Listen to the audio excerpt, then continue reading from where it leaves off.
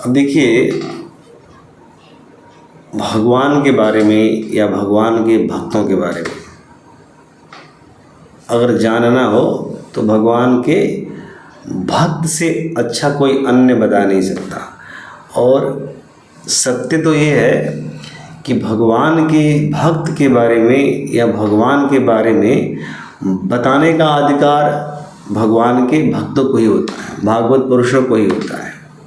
जो भागवतिक हो गया है, जिसमें भगवत गुण समाहित हो गया है, जो भगवत स्वरूप हो गया है, उसी को भगवान की कथा कहने का अधिकार है, किसी अन्य को नहीं। कोई अन्य कहेगा तो वो कहानी हो जाएगी, कोई अन्य कहेगा तो वो हिस्ट्री हो जाएगी, कोई अन्य कहेगा तो इवेंट हो जाएगी। लेकिन जब उस चीज़ को भगवान का भक्त कहेगा, कोई परम भागवत कहेगा, कोई भागवत कहेगा, कोई डिवोशनल, कोई जिसके अंदर समर्पण है, वो इस प्रकार का कोई व्यक्ति कहेगा, इस प्रकार का कोई प्राणी जब कहेगा, तो वो भगवान की लीला हो जाएगी, वो भगवान की कथा हो जाएगी। और उसमें एक प्रभाव होता है, उसका प्रभाव है कि वो जीवन को मुक्त करता है, बंधनों से मुक्त करता है, वो दुखों से पार लेकर आपको चला जाता है। ये भगवान की कथा का प्रभाव है। और भगवान के भक्त का प्रभाव भी ऐसा ही है। भगवान का भक्त जहाँ होगा वहाँ क्या होगा?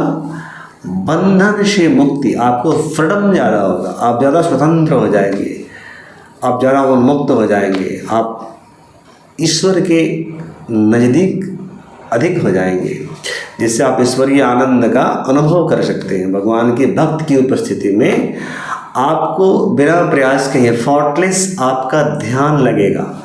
आप अपने ध्यान को, अपने स्वरूप को अनुभव करने में सहजता महसूस करेंगे। ये भगवान के भक्तों का क्या है? प्रभाव है। इसलिए भगवान की कथा किसी से नहीं, भगवान के भक्तों से सुननी चाहिए। और भगवान की भक्ति भी तभी जीवित रहती है जब भगवान के भक्त होते हैं। तो भगवान के भक्तों में जो परम भक्त हैं, भगवान के भक्तों में भी जो अग्रणी हैं, भगवान के भक्तों में जो परम श्रेष्ठ हैं, तो उनमें कौन है? श्री हनुमान जी महाराज। अब श्री हनुमान जी महाराज में और अन्य भक्तों में काफ़ी अंतर है। अंतर इस बात का है कि हनुमान जी चिरंजीवी हैं। हनुमान जी क्या है? अमृत स्वरूप हैं। वो मृत्यु के पार हैं, वो काल के अधीन नहीं है, वो प्रकृति के अधीन नहीं है, प्रकृति के किसी भी नियम के अधीन हनुमान जी महाराज नहीं है। लेकिन हनुमान जी महाराज के बारे में एक बात आप ध्यान रखें कि हनुमान जी महाराज प्रकृति के परे होते हुए भी कभी भी प्रकृति के किसी भी नियम का उल्लंघन नहीं किया। इतने मर्यादित हैं हनुमान जी महाराज। और हनुमान जी महाराज हर प्रकार से परफेक्ट हैं, पूर्ण हैं। वो एक पूर्ण योगी है, एक पूर्ण ज्ञानी है और एक परफेक्ट भक्त है, एक पूर्ण समर्पित भक्त हैं हनुमान जी महाराज। तो he is the example of perfectness. Hanuman ji महाराज पूर्ण ज्ञानी है।